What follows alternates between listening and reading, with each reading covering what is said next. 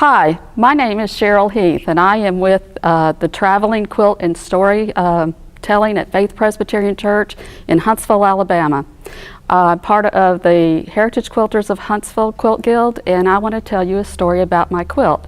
And today is November 15th, 2018, and I'm going to show you a little bit about why I got into quilting. I used to sew.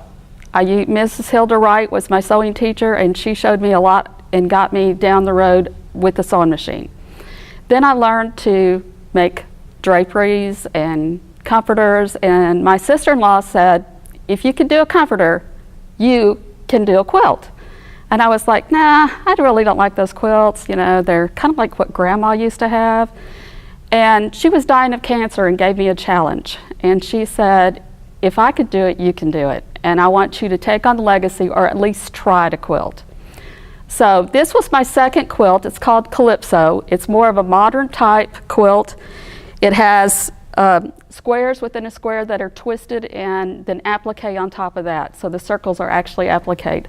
I had a lot of fun learning to do the applique. I had a lot of techniques that I learned through this quilt. I was in a store one day and overheard a bunch of ladies talking, and says, oh, how do you do your binding? Well, you're supposed to turn it in the corner and turn it up, so I had to go home and watch a YouTube video on how to bind a quilt. Then I heard another story, oh, do you do this? And I'm learning as I go in quilting what you can get by with and what you can't get by with.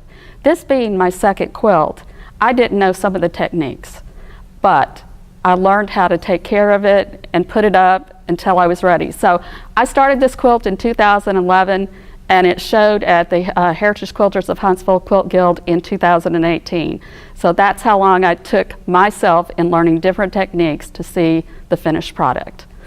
And the back, I just followed along with the same batik. I'm not one of these people that likes to piece the back, although I'm getting there. I'm learning to get outside of my comfort zone. But I tend to like modern